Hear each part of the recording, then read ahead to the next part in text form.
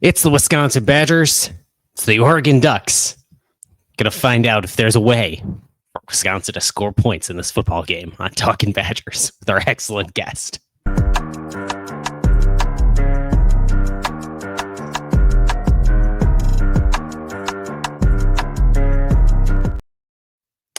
It is Talking Badgers, powered by BadgerNotes.com. I'm your host, Kedrick Stumbris. You can find me on the website formerly known as Twitter, all the various social medias at Kedrick Stumbris, and find the show at Talking Badgers, youtube.com/at Talking Badgers. If you are listening to this on your podcast platform of choice, wherever you listen to podcasts, hit the reviews, 5 stars, kind comments, really does help the show. Today, we are visited by a good friend from Addicted to Quack, breaking down the Wisconsin Badgers, the Oregon Ducks.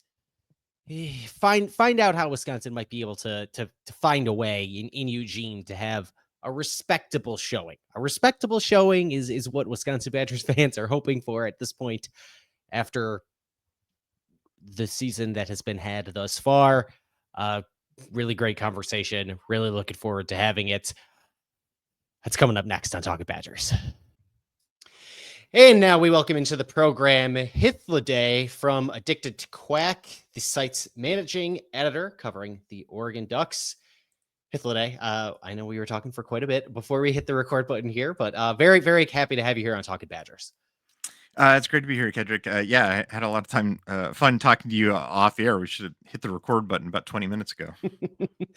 That we should have, but now let's break down a little bit about this upcoming matchup between Wisconsin and the Oregon Ducks, which a primetime showing for the Wisconsin Badgers as America needs to see what this program has become. I wanted to ask you just first off the bat, like what is the nature of this team that folks should look to see? Because I know with the year-over-year kind of quarterback ins and outs, and now there's Dante Moore has been sitting there and is in the starting role. What is kind of the offensive MO for this team that scores a whole heck of a lot of points, the third most in the country? That's a really good question. We have seen a bunch of different offensive styles and profiles out of this team. What I think is most interesting about Oregon in 2025 is that the core thing, which has distinguished Oregon as a West Coast football team for like 20 years up until pretty much right now, has been its offensive line dominance. Oregon and Wisconsin have played each other. It feels like in a whole mess of Rose Bowls, and so these teams keep seeing each other, and in a weird way, they're kind of cousin teams. Or at least the Wisconsin of old, anyway. That might be a sore spot. In that they're really run dominant teams or run first teams, maybe different run styles, but that the run game came first, and that they wanted to establish that, keep the opponent off balance for that, and hit explosive runs. It really forced the safeties to come down and take advantage of that, and they would generate that their explosive passing and shock plays due to the dominance in the run game, and that was all started up front with really great offensive line play. And I don't know, how much how stereotypes might be involved when fans, who aren't on the West Coast, think about Oregon, but really that's what differentiated Oregon from a bunch of West Coast teams. Were like, we sort of have a hard time, finding, big, scary offensive linemen out here. We're feeding them quinoa and kale instead of, pork knuckles and corn. But that's what Steve Greatwood, for 20 years was doing out here, was really getting really well-developed, technically sound offensive linemen, and as a film reviewer, it's just a treat to watch these guys, for 20 years. Just really, really great. And as sort of a delayed effect of the coaching transition, when Mario Cristobal, who's real offensive line dude, if you know, say whatever else you want to about Mario Cristobal, he was definitely an offensive line guy. When he left, we sort of had what we saw out here was this kind of weird effect on the offensive line. You know, recruiting. We had some guys, decommit and a few other things. It's I think it's all going to be remedied here in short order, but the pinch is happening right now, and Oregon sort of had to turn to the transfer portal for 2025 to remedy that. And they got they got a bunch of guys who I think in isolation, by them in and of themselves are really highly talented. They're certainly very big, and they certainly played very well at their previous schools. But it's a very transfer portal dominated offensive line. And there's like, any longtime college football fan can tell you, or anybody who studied the data can tell you, like when so much of your offensive line is based in the transfer portal, like, there's sort of cohesion issues. And we've seen it, the first several weeks of college football, where it's sort of like they're kind of tripping on over each other. You know what I'm talking about? Like when you Mhm. see guys where that's sort of that, like that gelling. I expect towards the second part of the year that you'll see that problem sort of, dr- you know, drop off a bit. The cohesion will probably, come together towards the second part of the year. But at least right now, what they're missing is that explosive running right up the middle that's been just the absolute trademark of Oregon Mhm. football, for 20 years. And so to finally like answer your question, Kedrick, uh, the Oregon's been doing other stuff. They've been really where they've been generating explosive running. It's been getting to the perimeter. It's been toss plays, sweep plays, get the sort of rope a dope stuff, like get you to look over here, and then suddenly they hit you, way, way, way over there. They have a very good rushing efficiency, but it's like, oh man, it's 3rd and 1, and they will push, and it might be 4th and 1, and they'll go for it because Dan Lanning loves going Yeah. for it on 4th down. Um, and then the other thing is that their passing efficiency, it's sort of like flipped around. So their rush efficiency is pretty high, but their explosiveness rate is much lower than it used to be. They have to Hmm. sort of engineer explosive runs by getting to the outside. They're sort of special when they pull off an explosive run play. On the other hand, their passing profile looks flipped around of that. Their explosive passing rate is really high because Jesus Christ, Dante Moore can really sling it, and they've got some very talented wide receivers. So their explosive passing rate is like pushing, 20%. Like, go watch that Rutgers game. Oh my God. I mean, they've got a whole bevy. One of the analysts for our site wrote up a profile that's talking about in critical downs, Oregon is literally the number one team in the country for distributing the ball to the greatest number of players on critical downs. Like, they're the opposite Hmm. of a team like Notre Dame, where it's like if it's a critical down, they're going to Jeremiah Love. Like, that's it. They go to one guy. And Oregon's on the other corner of the graph, where it's like they could go to 10 different dudes. I mean, Mhm. not on any one play because they don't let you put that many skill players on the field, but you know what I mean? Like Yeah, yeah. it's just nothing but weapons, and they could go to anybody. So their explosive passing rate is really high. And if you ask me, like, what's their identity? I don't know. They could do anything. I hope they didn't do screen passes because they're really bad at screen passes. But other than screen passes, they could do anything. But their efficiency rate in the passing game is like 49%. Like, it's not very good. Why? Because they're kind of letting a lot of pass, pressure through. So it's like, you can get to the quarterback, and so it's like Hmm. it's like, huh, that pass play was not so good. That pass play was not so good. 60-yard pass. Yeah, that's what their passing profile looks like. So good luck stringing 3 of those together. That's what you need to do. Certainly difficult. That pressure, is that coming more around the edges or kind of up the middle against that defense? Because It's I think that those otherwise presents something unique against this Wisconsin it's defense, that like the defensive line can certainly get a little bit of a push, and they got a couple of inside linebackers who can get after the passer a little bit from time to time with Christian Allegro and Tackett Curtis. it's it can be up the middle, but it wouldn't really be against the interior players. Mm, So it would be like through the B gap. Like you can beat the tackles on inside moves. mm. I hope I'm answering your question No, yeah, like absolutely. Yes. technically. Yes. Like it's unlikely that you're just going to run over Emmanuel Pregnon or Poncho. Um, like that's just not going to happen. They're too big for that. But pull off a twist, Hmm. right? You know, where that sort of like that cohesion effect that I was talking about, where or communications like on a blitz pickup, so that oh, the B gap is open for a linebacker to zip through. Like, yeah, I'm seeing that on my tally sheet much more frequently than I would like to. Hmm. Um, you mentioned the run game and this like kind of being like a Wisconsin of old. What I noticed right away when looking at it is there is some Wisconsin of old where it's not just one guy in the run game. It's Mhm, a lot of different guys. Something akin to what folks might be wishing back for in a mm, little James White, Melvin Gordon, Hunting Ball kind of room.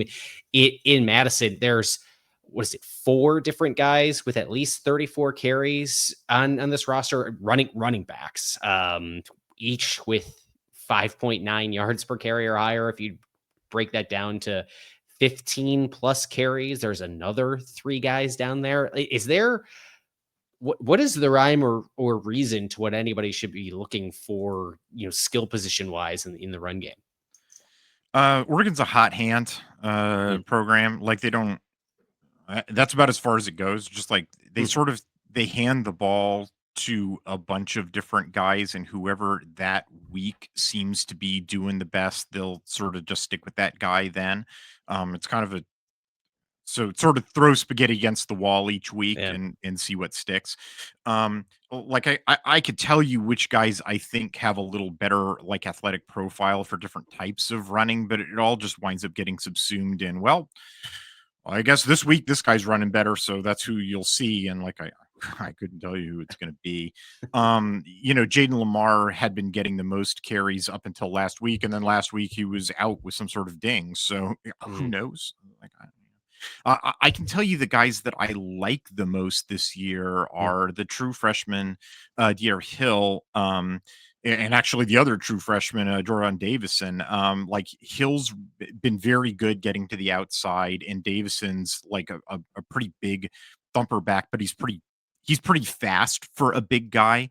Um, and I also like Noah Whittington is sort of the, you know, the old hand who, if the offensive line ever gets their act together and blocks properly, like his pathing is really excellent.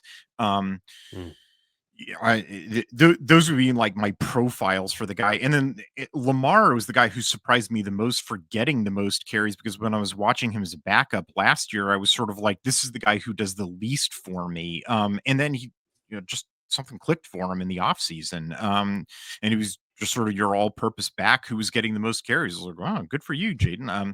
I really sort of can't explain it. But yeah, the best explanation though really is just somebody each week will have the hot hand and they just ride them. fair enough. This is like you mentioned, it's a high flying, their explosive rate maybe a little low, but this Oregon offense, it's it can score a heck of a lot of points, but they have not allowed many points thus far this year either. Sixth in the country in opponent points per game, and their per play numbers are up there as well. Meanwhile, Wisconsin struggling to put any points on the board. Only 3 fewer teams. Only 3 other teams in the country score fewer points than Wisconsin. It might be 4. But defensively, is this a defense that wins through their guys up front, or is it more causing havoc at the second level and not really allowing teams to do anything down the field? So it's the mint defensive front, which Nick Saban and Kirby Smart invented about a decade and a half ago when they were together at Alabama before Smart left for Georgia, and then Dan Lanning was coaching, you know, under Mm, Smart at Georgia. mhm, So it's basically a takeoff on the tight front, which like Todd Orlando and Ron Roberts were doing. The difference is it's a little abstruse. It's about how the nickel lines up about the passing strength versus field boundary. Anyway, the basic philosophy behind it is in modern college football, the pass hurts you more than the run, and the notion is so it's a 3-down structure with a jack OLB, off the weak side, and the notion is you are trying to clog up the interior run gaps with as few number of human beings, but as big in size human beings as you can. So for against the run, they're trying to spill and kill, right? And they're trying to back out as many players as you can to play the pass, because they're like, stop the pass, stop the pass, stop the pass. That's their primary thing. And against the run, it's like, well, we'll clog up the interior run lanes. We don't want to like just give up 5 yards of carry up the middle, so we'll put big bodies right up the middle, spill the run to the outside, and then all those dudes we backed out to play the pass, like they'll see that the run has been spilled and they'll come down and kill it. So maybe they'll give up like 2-3 yards spilled to the outside, but we'll live with that. If anybody tries to march down the field 3 yards at a time on spilled runs to the outside, like good luck, scoring that way. Obviously they're trying to create havoc, stats, but the funny thing is like how the down and distance situational numbers work. So what they're really trying to do is win first down. They're trying to put you behind the chains. And then obviously they're trying to win, third down, of course, because that's how you get off. Oh, it's good to get up. Yeah. Right, exactly. But they're really trying to win first down to put you behind the chains. And then of course they want to win third down. But then second down is the really kind of funny numbers. They are like absolutely terrible defending the run on second and short, because they don't try to. Like in second and short, they treat second and short like it's an offsides flag, right? They're like, go ahead and run the ball. What we don't want you to do is, hit a deep shot against us, because that's how we're going to lose football games.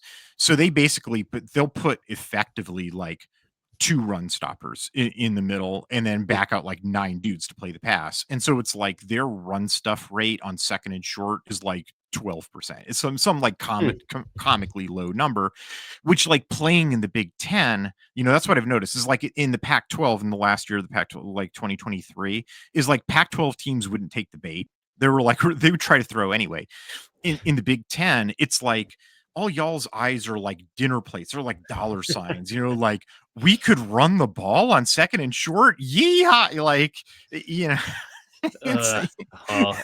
Jeff Grimes likes to run it even on second and medium, third and medium, maybe a little bit longer. So yeah. So it's kind of like that. The whole thing about the mint defensive front is that it sort of like sets that trap. It's like, oh, why don't you go ahead and try to like crawl down the field, converting all those little second and shorts, and try to string together like an 18-play drive. And then like a bunch of Big Ten teams are like, an 18-play drive. Oh boy.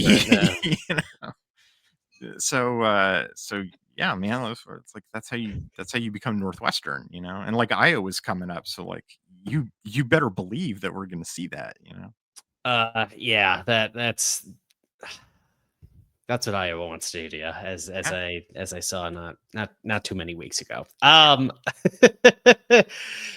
Is there anything other super notable defensively about this team? Like it's the only team that's really put up a bunch of points on this Oregon defense is, I mean, Indiana put up a 30 spot. It was sort of like late game stuff though. Yeah. And there was an interception. There was somebody who put up a bunch of points. I'm not forgetting. You kind of have to catch, or it's the young secondary. If you want to beat this team, you have to pass the ball. And you have to take advantage of it. So here's the backstory: is that Oregon in 2020, Penn State scored 24, but that game went to double overtime. Right. Although I guess Drew threw an interception. I heard that had some ripple effects. I heard. Did. I get if you want to beat this team, here's the backstory. The Oregon in 2024 was playing 5 transfer defensive backs that were all like 3 stars on their final year of eligibility. Like Lanning went like hog wild about this. Mm, He kind of, frankly, he kind of he kind of fell into a pit, with this where the first wave of dudes that he got in 2022, like none of them really worked out, mm, and he backfilled with a bunch of transfers who were a bunch of like lower talent ceiling guys, but they were all veterans who were mm, all going to time out at the end of the 2024 season, mhm, and it basically worked right up until they played Ohio State the second time in the Rose Bowl, and Ohio State just like nuked them, right? Like, mhm, and then they got humiliated in Pasadena.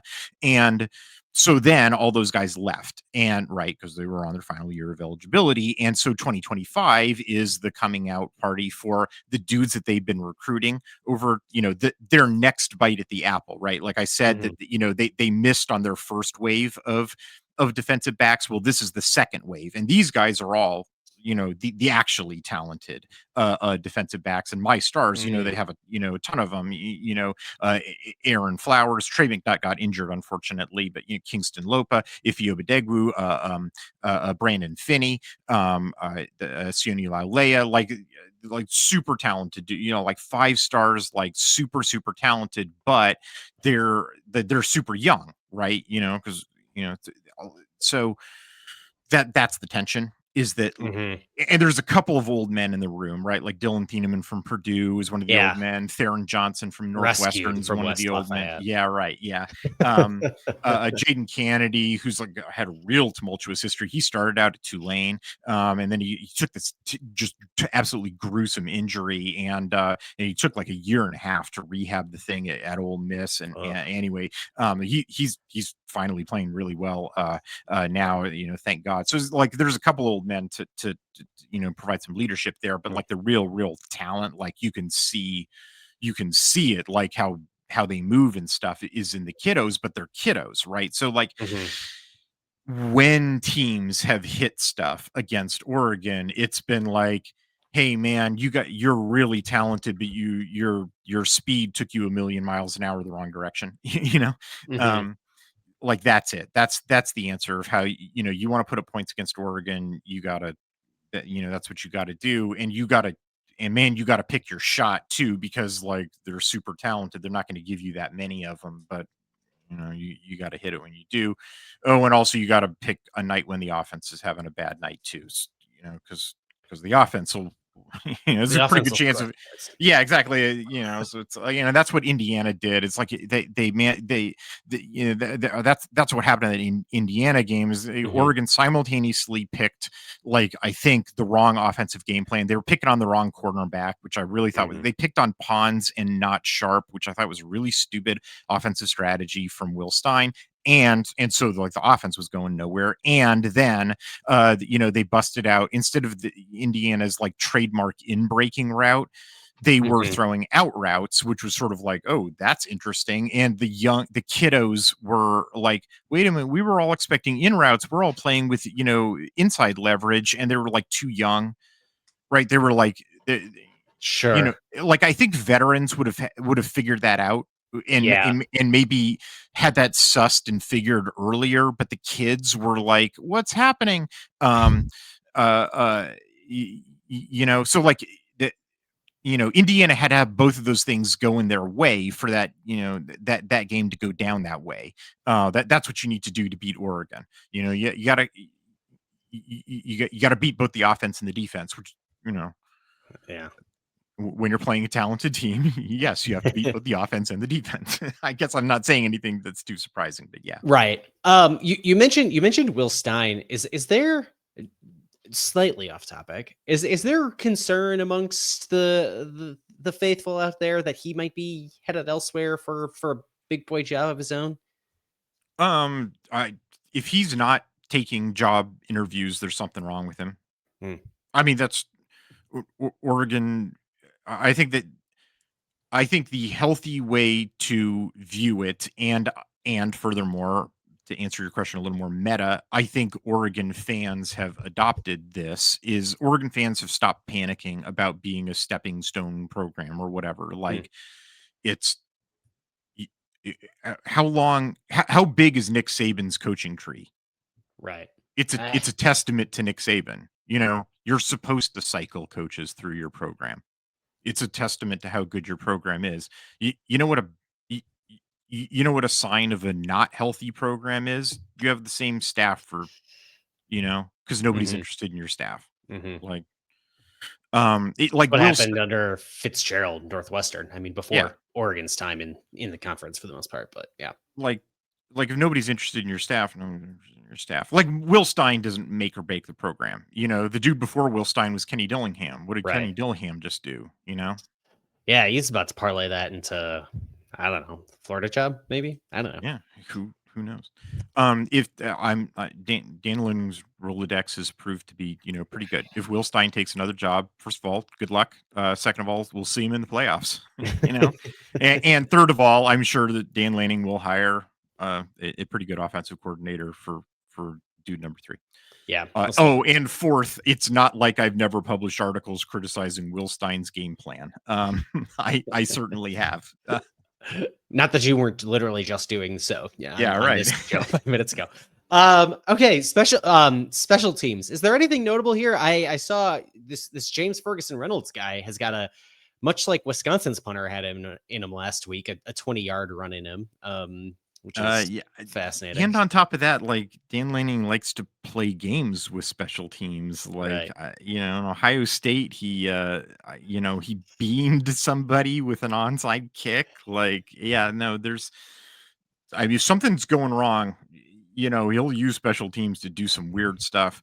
As usual, Oregon does not have a reliable kicker. I don't know what it is. Every other team in the world gets to have an automatic kicker except for Oregon. I don't understand. So I don't know. Oregon may very well go for it in a situation where you're like, why don't they just take the points? And that's the answer. But yeah, the punting game has not really been. But the punting game has not really been an issue. But like, what's a punt? Yeah. Well, when you're watching the Wisconsin Badgers play football, the punt, there's a lot of it. Yeah. Is your punter taken care of? How's he doing for NIL? Like, well, it was one guy at Atticus Bertrams who is this Aussie punter, and then all of a sudden they trotted out the other guy this week without really any explanation other than in the post-game presser. The question was asked to Luke Fickell, who Atticus Bertrams had been punting for this program for the last 2 seasons. And then all of a sudden was not out there this game. And they're like, what's up with that? And the answer was like, I don't know, young guys pushing hard in practice and coach speak. He was booting it, man, and he had the single biggest play of the day. Correct. That he did the longest rush play by either team that day, and apparently he called his own number. So was that not planned? No, apparently not. Oh, man. I guess there was apparently a conversation on the sideline about like trying to find a way to generate a spark and like seeing if special teams, might be a little that. And so there's a little bit of a pet theory there where maybe that conversation was had. They said, okay, no, we're not doing it on this punt, but it was misinterpreted by Sean West and then he went out there.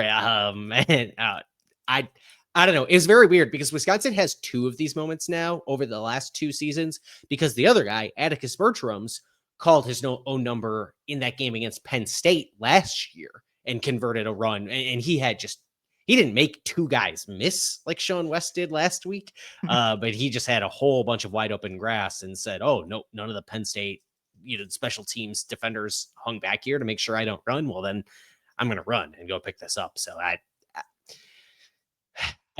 don't know. I don't know what to make of any of all of it. It's very odd. I mean, last year Oregon stole Oregon State's kicker. I look forward to seeing Sean West as a Duck. Sure. I don't know. This roster is chock full of players that in Oregon should be looking to poach. There's maybe a few of them. I don't know. Maybe Sean West is one. We'll find out. Hith, anything else on the Ducks that you think Wisconsin Badgers fans should know before this game on Saturday? Is there a path to things getting interesting like they did in that 16-13 weird game on Peacock last year? I still have a hard time understanding what happened in that game, to be Yeah. perfectly honest. So I can't tell you what would be necessary to reproduce it. I the It's not like Oregon's invincible in Autzen Stadium, apparently, since Indiana Yeah. burst that bubble. The I, I, I, the thing about this team that's, I profile every team in the Big Ten. I usually have a pretty good handle on the team that Oregon is going to play. The I've given up on predicting outcomes of games, not because I am confused about the opponent and not because I'm confused about the Oregon personnel, but because Oregon's coordinators make funny choices sometimes. Like not the choices that I would make. Like I y- that would be the thing that I would say look out for more than anything else, is like more than anything else. I would say is like Tosh, Will, wait, what was that? That was crazy. Um, yeah, look out for that. Look out for stuff that makes you scratch your head from Oregon's coordinators. Like I wouldn't trade him for anybody in the world because I sort of like the youth thing Mhm. and the unconventional stuff. I think it Mhm. does more good than bad. Like I'd rather have that than a gray hair with no new ideas. Mhm. I think we've all seen where that gets you from a bunch of college football teams. Mhm. Like I like the innovation. I like they're clearly an analytically driven team. Like they clearly embrace analytics. Like I dig all of that, but maybe one game out of 10, I'm just like, what? What? So, yeah, look out for that. All right, we're looking forward to that. Is Hythloday of Addicted to Quack. We'll link to addictedtoquack.com in the show description. Thank you once again for joining Talking Badgers, my man. My pleasure. Take care. You too. That is Hythloday of Addicted to Quack. Film junkie, Big Ten football roster aficionado. That man knows ball. Thanks to him for joining us here. We'll be back when we are back talking about the Wisconsin Badgers football team. The basketball team headed to Milwaukee to play in a exhibition matchup with the Oklahoma Sooners, which means I don't have to leave my house on Friday. Well, I have to leave my house, but I don't have to leave the city in which I reside to watch the Wisconsin Badgers, which is fantastic. We'll be back with more of that. Until we talk to you all again very soon, this has been Kedrick Stumbris for Talking Badgers, youtube.com/@TalkingBadgers. Hit the subscribe button if you're still here to get notified as soon as we put the next episode into your feed. Until we talk to you all again on Wisconsin.